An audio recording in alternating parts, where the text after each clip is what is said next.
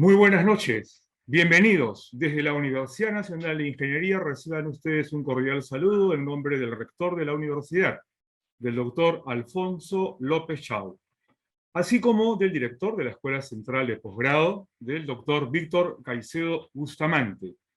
Nuestro agradecimiento a Info21, en particular a su representante, el doctor Félix Murillo Alfaro, a Katy Murillo, toda vez que ellos han contribuido directamente para que se haga posible este seminario de actualización docente en el marco de los coloquios de ingeniería educativa.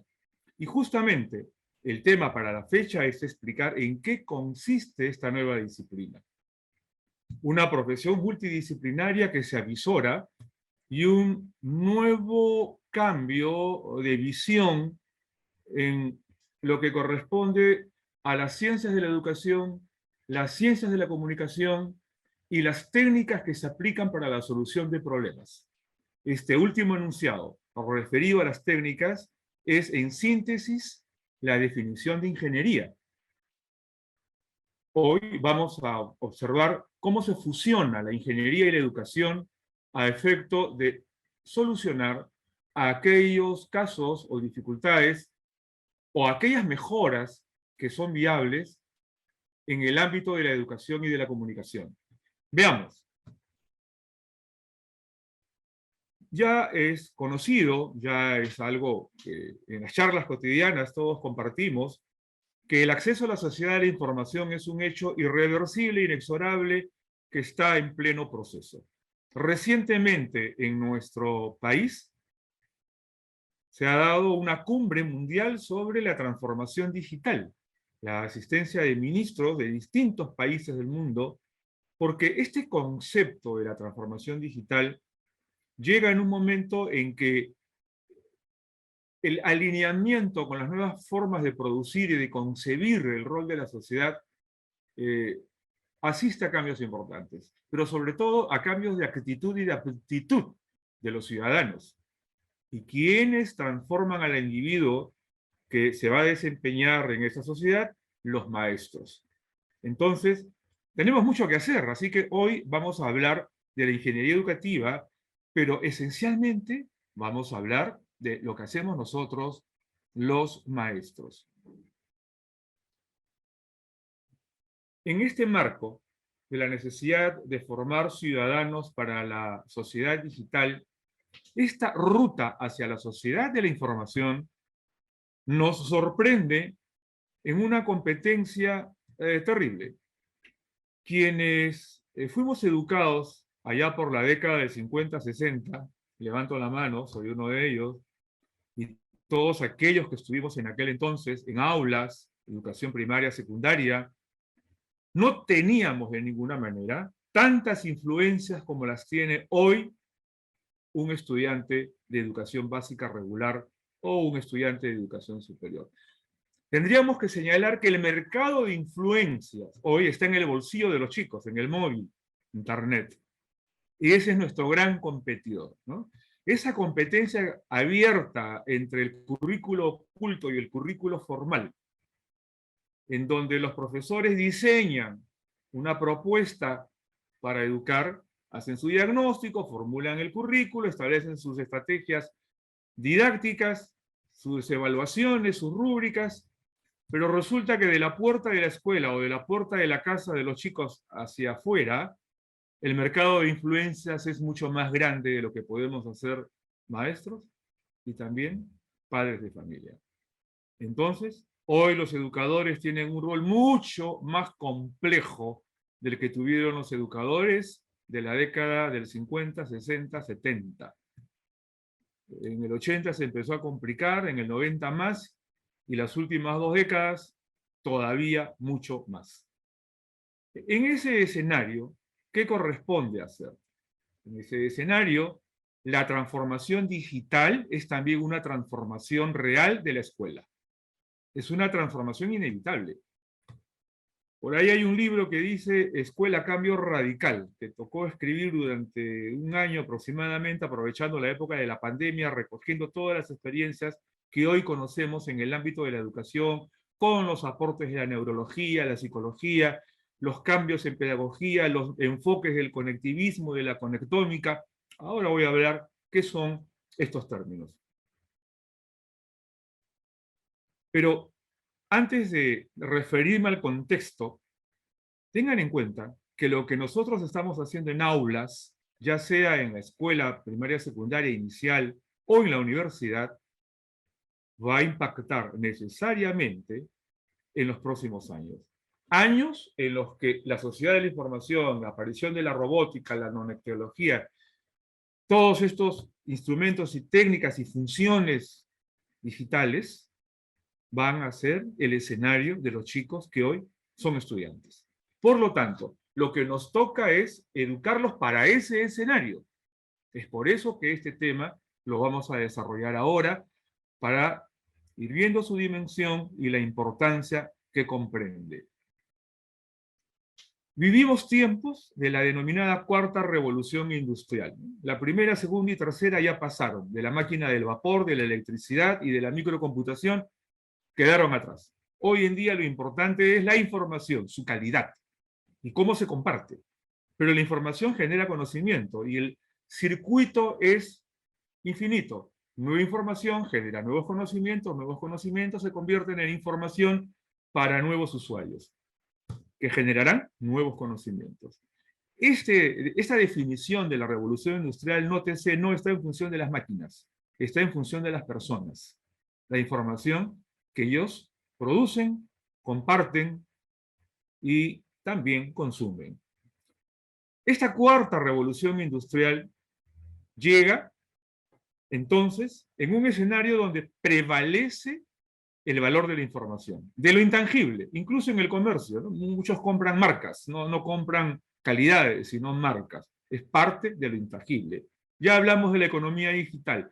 Todos ustedes tienen una tarjeta del banco en el bolsillo y hacen delivery y fluye un dinero en bits, no un dinero en valor soles ni dólares, sino bits, es decir, el código digital.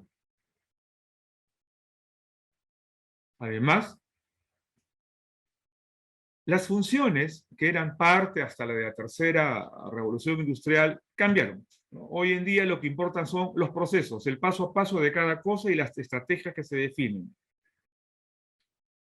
Entonces, ya vemos que este es un escenario distinto al que se vivió hasta los 80. Ha ido cambiando de a pocos para nosotros, pero hay países en donde los cambios han sido más rápidos y de mayor profundidad. Por eso OCDE define PISA, define la necesidad de modificar el cómo enseñan los maestros y para eso crearon una prueba orientada a medir razonamiento, reflexión, no memoria, no técnicas operativas, porque ellos evaluaron en aquel entonces, en la década del 80, que mayoritariamente la escuela privilegiaba la memoria. Sobre eso se ha escrito mucho, ¿no? Y llegó la corriente constructivista, neoconstructivista, y todos los documentos hoy en día, oficiales de los gobiernos y de las universidades en general, anotan la necesidad de la criticidad, la lógica, la creatividad, el pensamiento crítico, ¿no? En la universidad hablamos del pensamiento complejo. De eso también vamos a hablar ahora. El pensamiento sistémico. Bien. Y entonces encontramos que las empresas hoy día exigen esto, el pensamiento sistémico. ¿Y qué es el pensamiento sistémico? Pregunto, ustedes en sus escuelas tienen la ruta de desarrollo del pensamiento a efecto de dar las bases para el pensamiento sistémico, para el razonamiento experto o complejo, para la relación todo-todo. Está en el perfil del egresado de quinto de secundaria que llegue con habilidades intelectuales para el razonamiento experto o complejo. Hasta donde he leído los documentos del sector de educación, no está. y hasta donde he observado en las facultades de educación, no lo están enseñando. Vamos a revisar eso también un poco hoy día. Pero estos conceptos sirvan de preámbulo para lo que vamos a tratar y los cambios que se exigen en el sector educación. Esto lo conocen todos ustedes. Esto fue el gran aporte de Piaget. Esto no es el pensamiento sistémico, pero son las bases. Y aquí están los tipos de pensamiento que Piaget durante décadas estudió y definió, incluyendo el tipo de razonamiento para cada tipo de pensamiento. El pensamiento intuitivo tiene como anclaje el razonamiento sensorial, el pensamiento transductivo, el razonamiento sincrético, la parte-parte, no relaciona partes, el pensamiento inductivo, que es el gran momento del desarrollo del razonamiento analítico, de la parte al todo, de educación primaria, y el pensamiento deductivo, que debemos privilegiar en la secundaria, que es el razonamiento sintético del todo a la parte. Un discípulo de Piaget, joven estudiante, que siguió a Piaget durante un par de décadas, él hizo un aporte. Y él se dio cuenta que la modulación del pensamiento, si bien es cierto que tenía esta correlación, este desarrollo, esta evolución natural, todos los seres humanos del planeta tienen esta característica, cómo modulan el pensamiento, encontró que existía otro nivel, que existía lo que él llamó el pensamiento sistémico. ¿Quién fue este señor? Friedrich Förster, un alemán. Y él explicó qué es el razonamiento experto. Friedrich Förster, discípulo de Piaget, no lo popularizó, sin embargo. Quien lo hizo fue Morin. Y quien ayudó también a que esto se popularice, se disemine, fue Tony Buzan, ¿no? El de los mapas mentales. Pero el autor fue Friedrich Förster. El pensamiento sistémico es el que ahora reclaman todas las empresas del planeta. Acá en Perú también.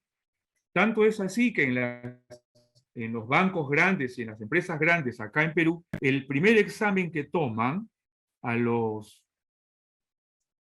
postulantes a una posición laboral es el de coeficiente intelectual orientado al razonamiento experto.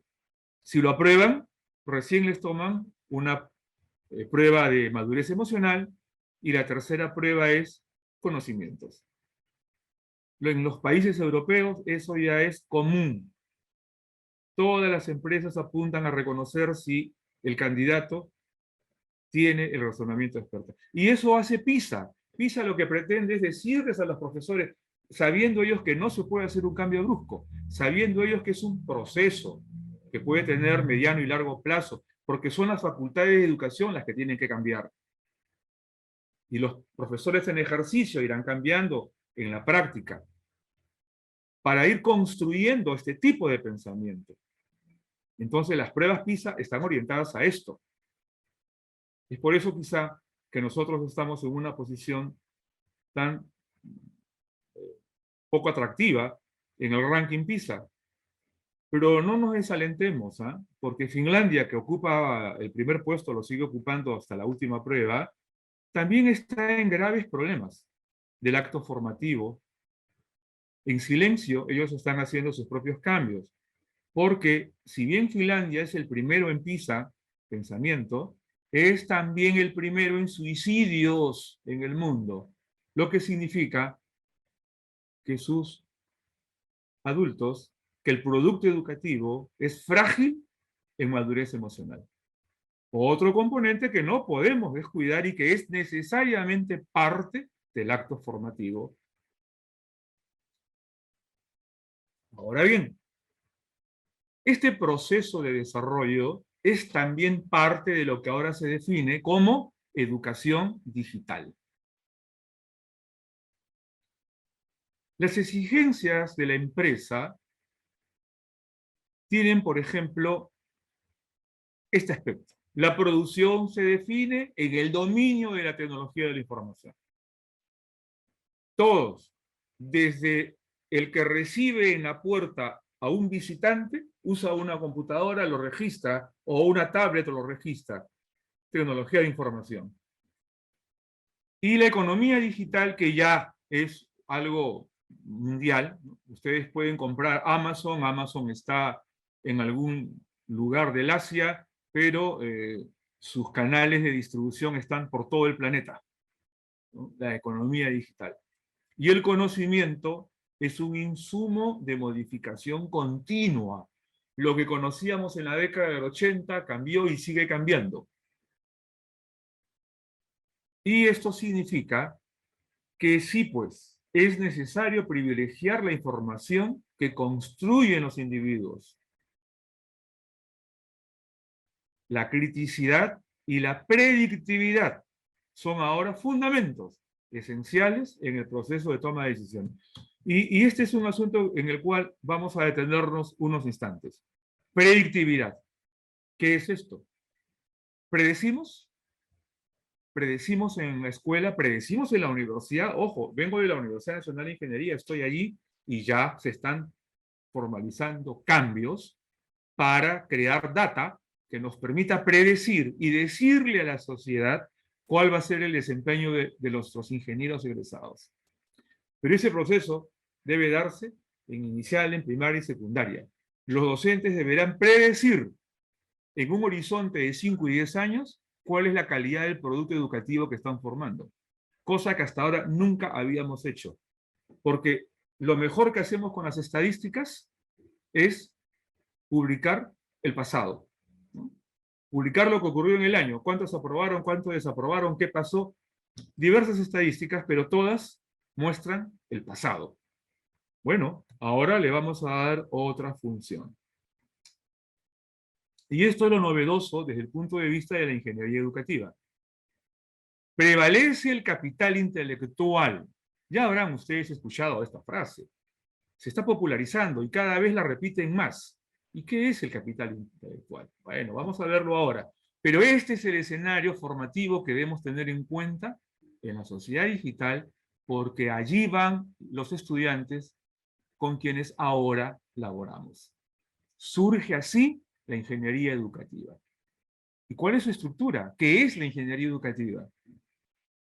Es una disciplina científica, es multidisciplinaria, que analiza, desarrolla y adapta procesos de enseñanza, aprendizaje, evaluación, retroalimentación, técnicas, las técnicas de computación, tecnología, no es lo mismo técnica que tecnología, y regulación digital. Me detengo un instante. Regulación digital.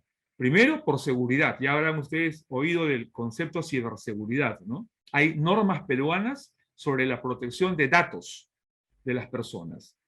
Y los colegios que usamos computadoras, que tenemos registros de los padres de familia, de los estudiantes, debemos incorporar regulación, seguridad. Ya hay normas para eso. Las universidades tienen que hacerlo. Todos los que usan una plataforma de videoconferencia, de e-learning, que tienen bases de datos de sus estudiantes, deben adoptar la normatividad peruana sobre regulación digital. De lo contrario, están poniendo en riesgo dicha información. Y todo esto para dar soporte a ese gran proceso educativo, pero también al proceso de comunicación, a la ciencia de la comunicación. ¿Qué aplicamos? Métodos cuantitativos, técnicas informáticas y técnicas de conectividad. En este instante, ustedes y quien habla, estamos utilizando técnicas informáticas y técnicas de conectividad. Bien, ese es el escenario, pero hay algo más.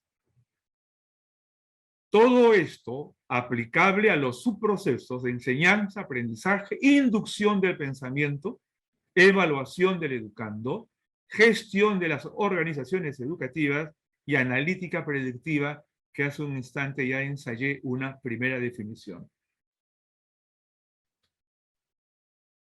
Todo lo que se llama hoy tecnología digital da soporte al proceso educativo. Hace una semana dimos una conferencia sobre lo que es la automatización de procesos asistidos por robótica. Saben ustedes que pueden preparar en Excel, en el Macros, un robot, un código que les permita a ustedes evaluar las labores que envían sus estudiantes, las pruebas, todo lo que les envían en formato digital, y ustedes mientras tanto leer otras cosas, investigar otras cosas, o de repente recrearse, y ahorrar al menos unas 6, 8 horas semanales que dedican a corregir materiales y publicar notas, eso lo puede hacer un RPA, un robot. Ya existe y cuesta casi nada. Si tienen Excel en la computadora, ya lo pueden hacer. Esto es, pues, la ingeniería educativa. Ya lo describí, solamente que lo que acabo de citar ahora lo pongo en conjunto. En esta pizarra encuentran ustedes lo mismo que acaba de describirse en conjunto.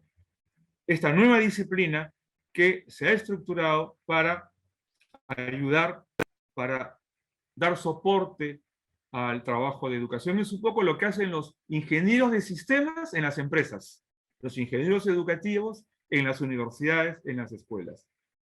Cuando esta disciplina se formuló en la UNI, el pronóstico que tenemos es que si Perú quiere hacer cambios importantes, necesita en los próximos 2 años por lo menos 2.000 ingenieros educativos. Por lo menos.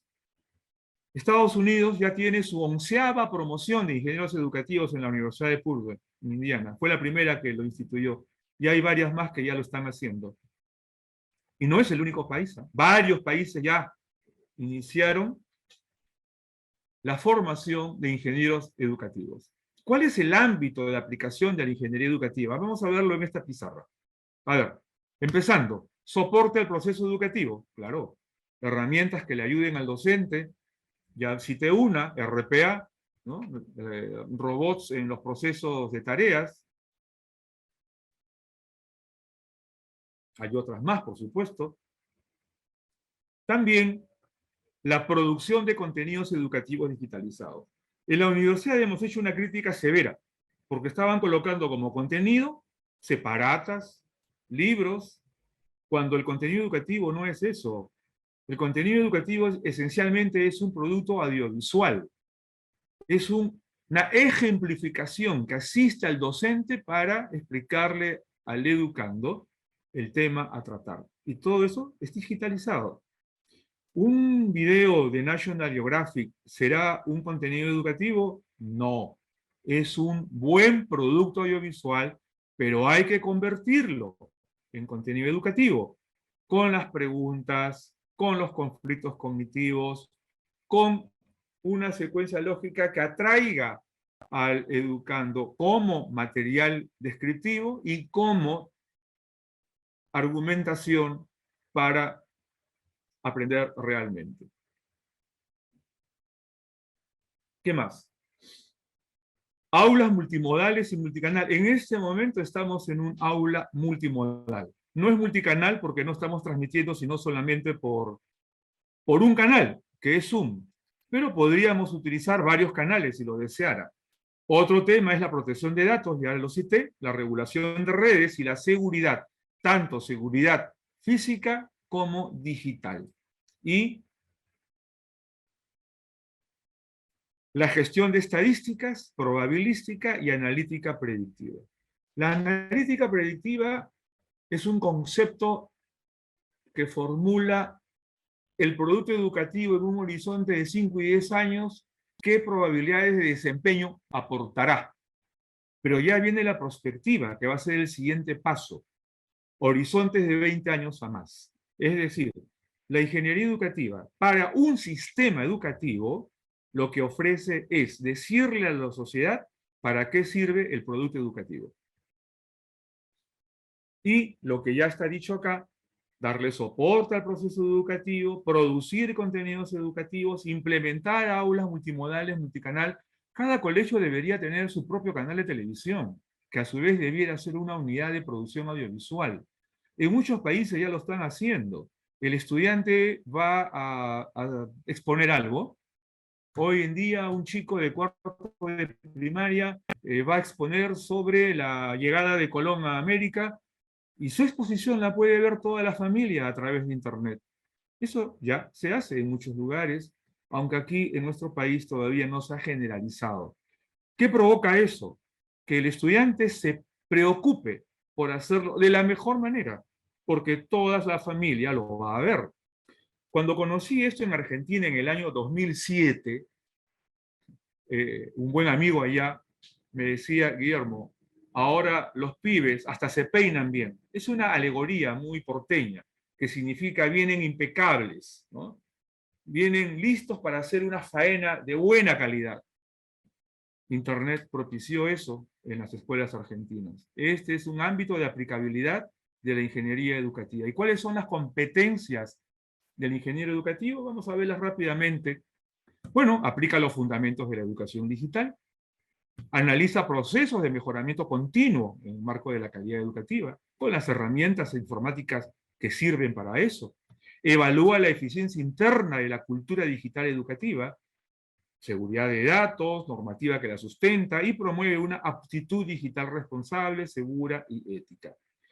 Aplica procesos de control y auditoría sobre la seguridad de la información en las instituciones educativas, con acciones correctivas, preventivas, promoviendo la cultura de gestión basada en la seguridad y la predictividad.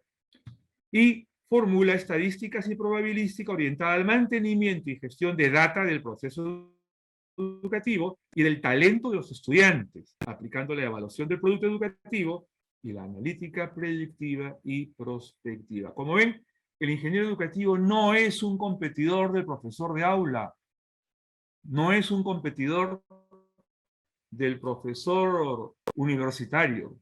Es un profesional que camina al lado del profesor de aula, al lado del profesor universitario, para hacer más cosas en menos tiempo y de buena calidad. Importa mucho las bases para el desarrollo de capital humano. Y esta es una de las labores del ingeniero educativo. Miren lo que ocurre en este momento en Japón. En Japón, entre los 70 a 80, tomaron en las empresas el concepto de World Class Manufacturing, manufactura de clase mundial. Hoy, Hajime Yamashina lo llaman el padre de la ingeniería educativa total. Allá en Japón así la llaman.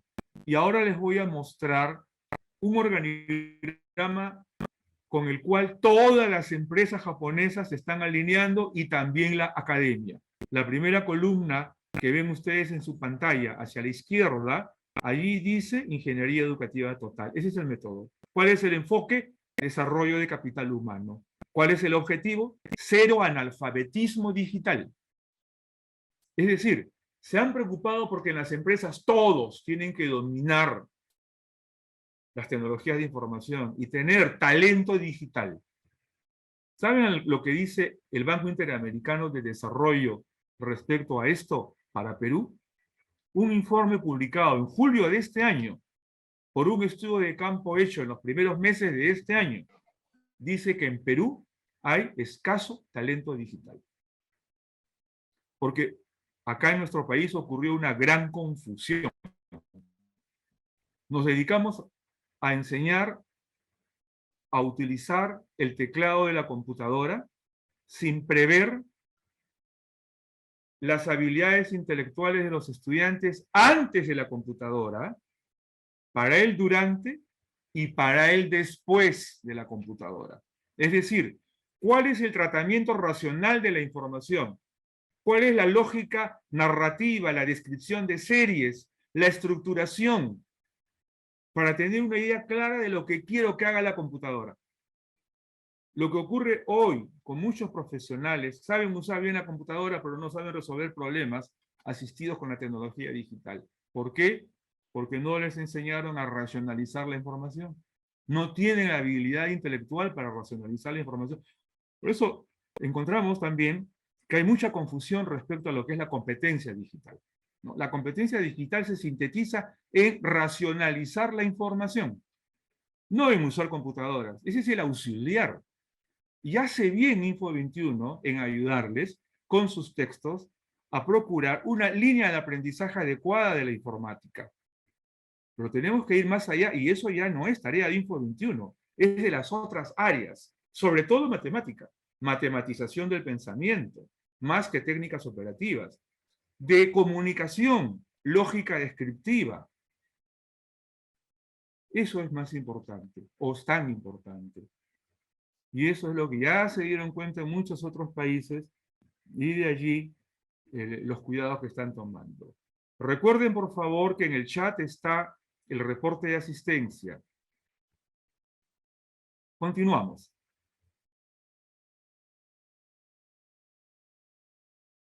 Vamos a describir rápidamente qué cosa es capital humano para no confundirlo con talento humano, que son cosas complementarias, no es lo mismo. ¿Cómo se mide el capital humano? Bien, primero, parte de la medición del talento humano, es decir, de cada individuo. Los datos de cada individuo. Pregunto, nuestros estudiantes de quinto de secundaria, ¿sabemos cuál es el coeficiente intelectual de cada uno de ellos, de todos? ¿Sabemos cuál es la madurez emocional de cada uno de ellos, de todos? ¿Sabemos que la calidad de sus conocimientos está, según la taxonomía de Bloom, en el nivel alto de reflexión, comprensión? ¿Sabemos cuáles son las capacidades motrices de nuestros estudiantes? Y si egresan de quinto de secundaria, ¿qué aporte atlético le pueden dar a las actividades deportivas del país? No lo sabemos. Porque no lo estamos midiendo. Es decir, no estamos midiendo desarrollo del talento humano. Por lo tanto, no tenemos data de nuestro capital humano.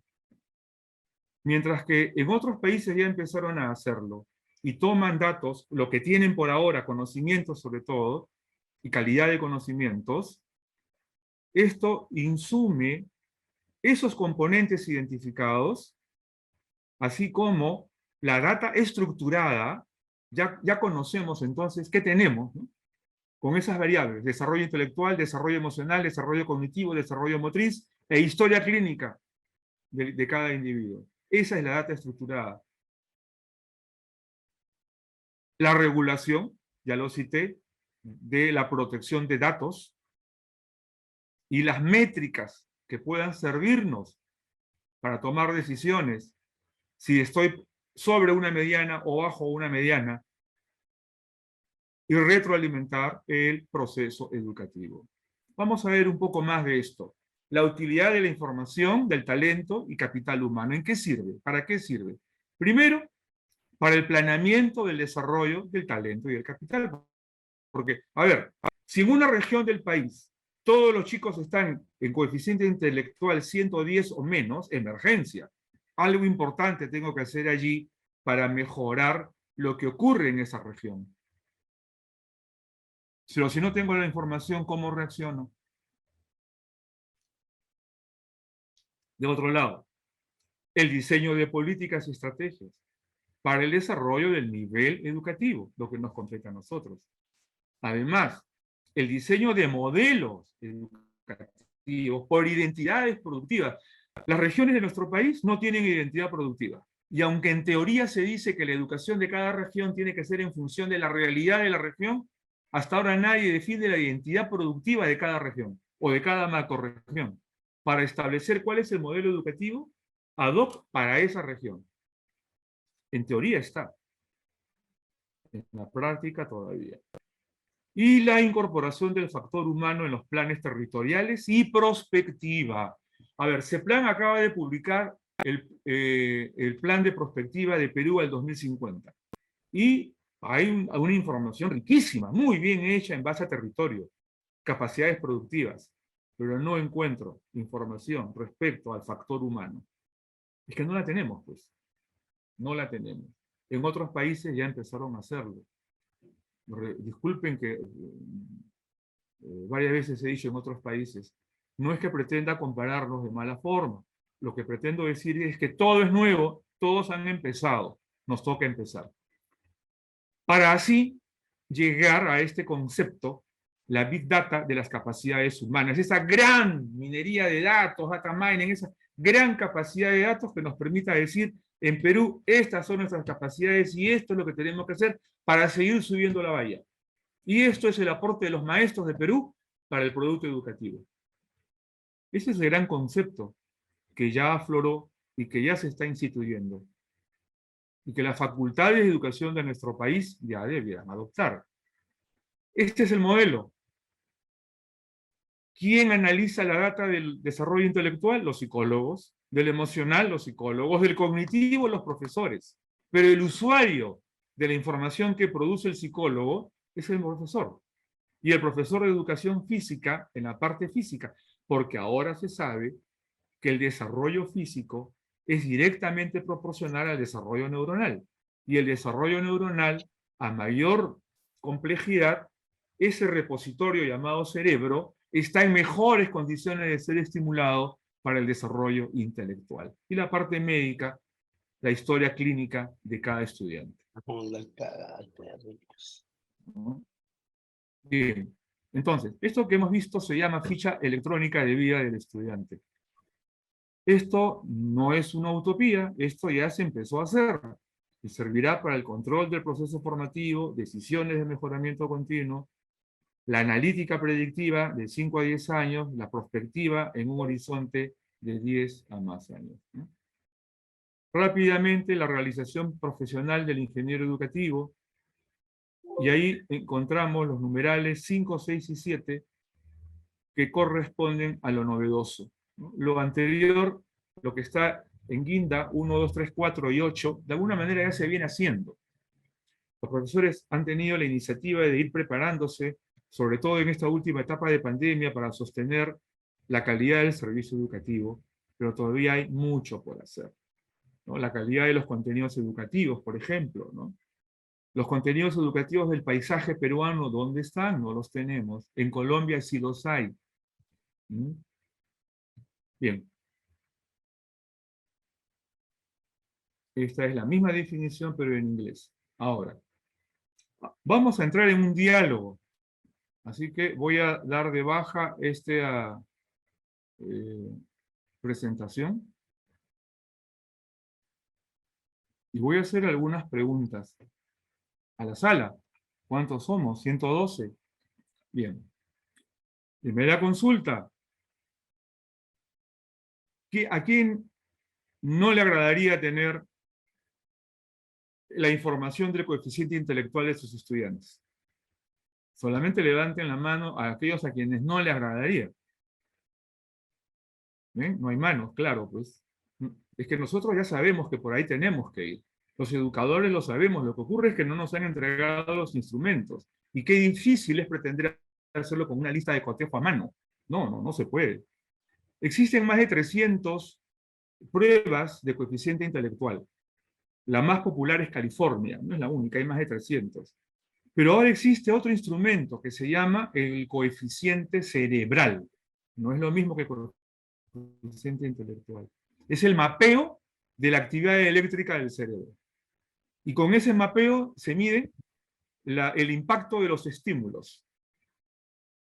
Mapean el cerebro del chico. Dígame, profe, estoy en la... Perdón, por favor apaguen sus... Ya. Mapean el cerebro del estudiante, hacen la experiencia estimulante y van mapeando la actividad cerebral y van determinando las regiones en que acontece este fenómeno. Y entonces se puede determinar cuáles serán las experiencias añadidas que se tendrán que diseñar para seguir mejorando la interconexión neural de dicho estudiante. Jorge Castro, adelante, ¿tiene un aporte o una pregunta? Adelante, Jorge. Sí, buenas noches. Sí, es una cuestión de lo que usted plantea. En verdad suena muy bonito y es muy interesante lo que usted señala. Sería bastante ventajoso para el estudiante en el proceso de aprendizaje.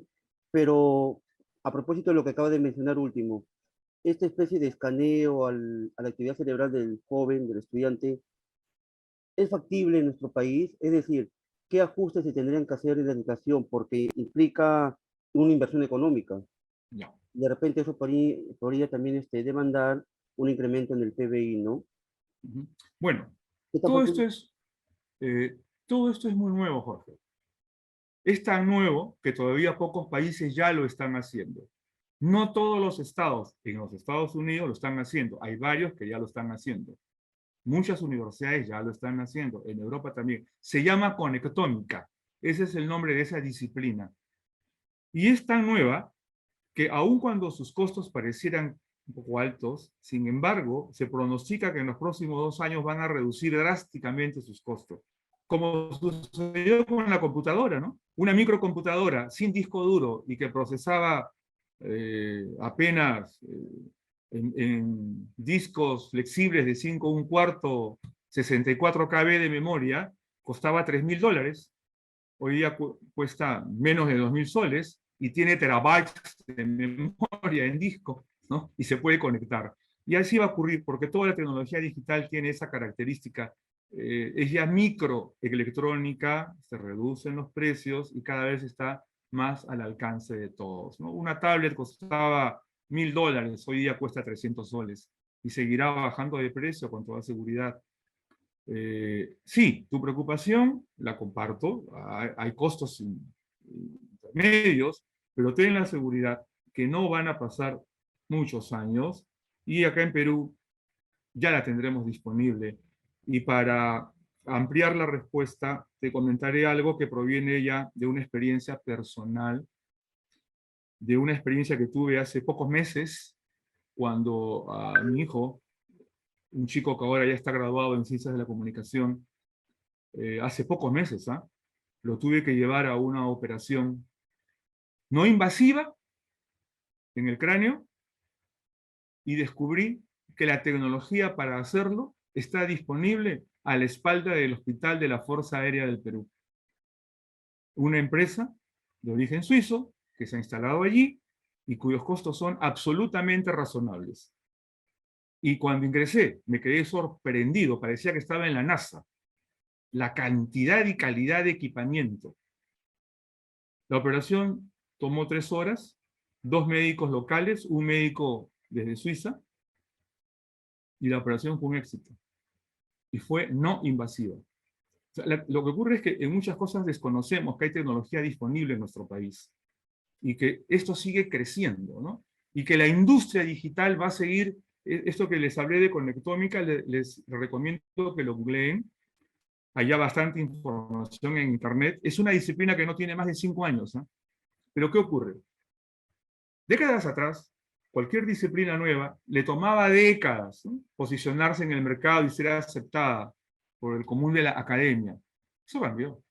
Hoy en día las cosas están llegando y con una rapidez increíble se van adaptando y van siendo útiles, ¿no? Podría decir como antítesis que la computadora significó más de $7.000 millones a las escuelas peruanas. Llegó la pandemia y descubrimos que nos faltaba saber aprovecharlas como recurso didáctico. Pero todos los colegios tenían computadoras y todos los chicos tenían móviles, los profesores también. Y se tuvo que acelerar el proceso de adaptación. Eso va a seguir sucediendo, pero ¿dónde está el factor de cambio?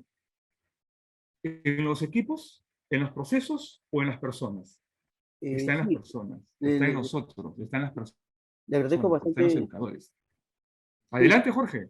sí, le agradezco bastante su respuesta. Y a propósito de eso también, a eso quería llevar yo, ¿no? Quizás económicamente pueda ser accesible, pero también tendría que contar con el personal idóneo que pueda manipular esas máquinas, ¿no?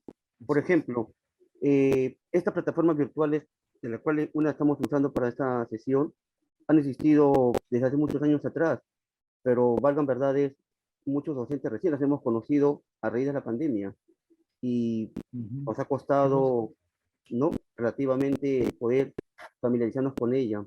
Entonces, por otro lado, también habría que tener el ejército humano para poder operar, ¿no?, esa tecnología. Sí. Coincidimos en eso.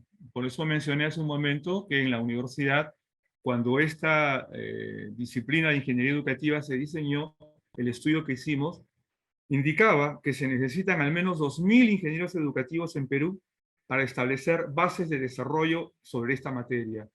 Recordemos que existen más de 800 facultades, ¿no?, de distintas disciplinas en el país. Y si a eso le sumamos las regiones, las responsabilidades educativas de los gobiernos regionales, las corporaciones educativas, las empresas que tienen programas de capacitación, ¿no?, el MINSA de salud.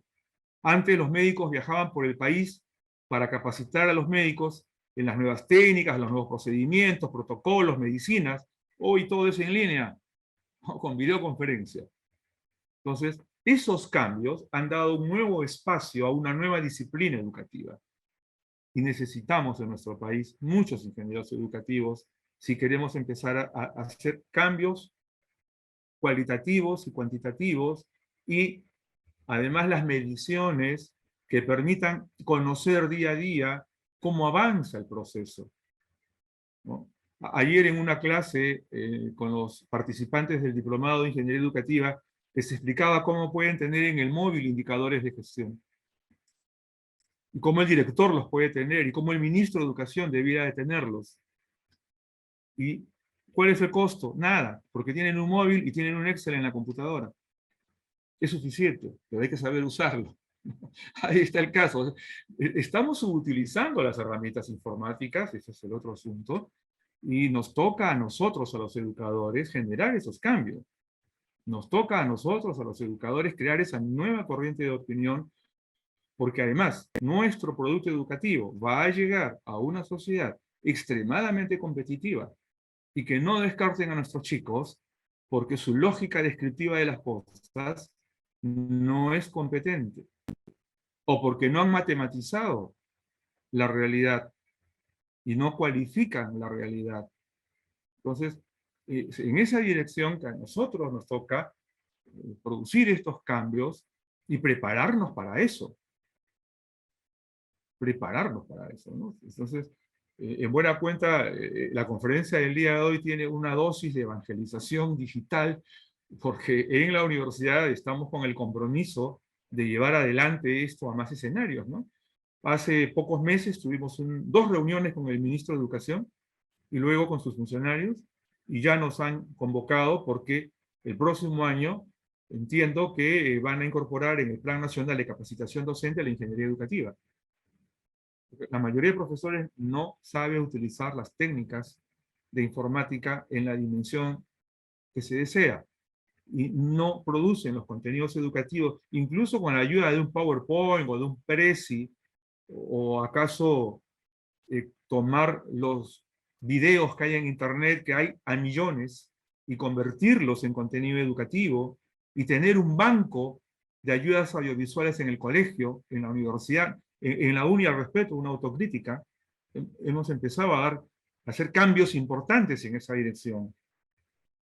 Las universidades peruanas tienen que hacerse también una autocrítica. De lo contrario, ese documento que ha publicado el BID estaría mintiendo. No, lo que ha publicado el BID es cierto, porque no es el único que nos ha dicho cómo estamos. Hay varias otras organizaciones que ya habían advertido que el desarrollo de talento digital en nuestro país era escaso. Somos nosotros, la academia, los responsables de eso. Así que, pensamiento a la obra, ¿eh? Ya no, nosotros ya no decimos manos a la obra, decimos pensamiento a la obra, ¿no? Pensamiento-acción. Aunque recordando que la acción también modula el pensamiento, ¿no? Sobre todo en la escuela básica. Mucha acción para que los chicos modulen el pensamiento, mucha experiencia, ¿no? Mucho nivel concreto para que modulen el pensamiento, y el adulto pueda tener las abstracciones suficientes para desempeñarse en pensamiento-acción. Así que ahí está el reto. Sea esta presentación una suerte de mirada de futuro de lo que nos toca hacer, y de asimilación de una tecnología que ya está disponible y que va a generar con toda seguridad cambios muy importantes en los tiempos inmediatos, lo que ocurre con la capacitación empresarial, la educación universitaria y también con la básica regular, ¿no? Porque todo tiene que tener una sincronización. Bien, ¿alguna otra intervención en la sala? ¿Alguna pregunta? ¿Algo que haya quedado en duda? No olviden, por favor, de registrar su asistencia. Está en el chat el formato para que luego se les pueda extender su certificado.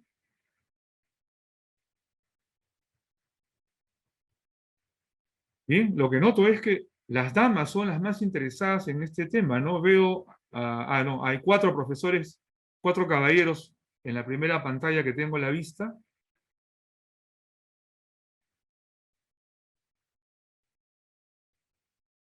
Uno más, van 5, van 6.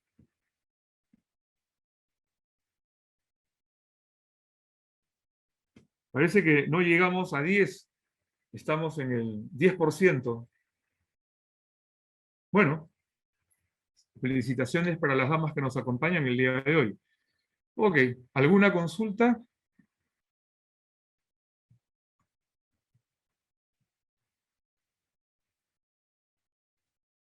Bien. La próxima semana vamos a tener una presentación ya de carácter técnico. Cómo aprovechar el móvil, las cámaras, integrarlas, todo en conjunto, editar un video. Vamos a tener una suerte de taller que va a estar a cargo de la ingeniera Liliana Dueñas, que es profesora de la universidad también. No se lo pierdan. Estoy seguro que al término muchos de ustedes van a saber utilizarlos y lo van a aprovechar en sus estaciones digitales, ¿no? El escritorio de un profesor hoy en día es una estación digital para buscar información, para acopiarla, producir nueva información y compartirla.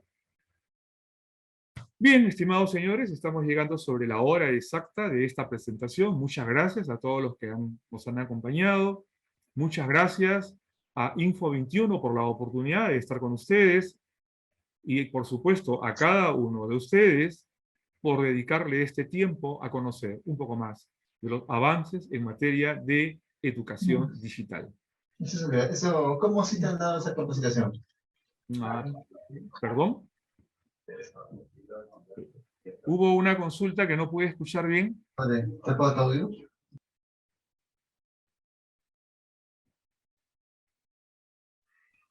No, al parecer ha activado su audio sin querer. Muy buena ponencia, ingeniero. Bien, bueno. Excelente pasa a ponencia. veces. Bien, muchas gracias a ustedes, un fuerte Gracias. abrazo y la próxima semana con la ingeniera Liliana Dueñas. Y ¿Eh? Buenas noches con todos. muy buenas noches.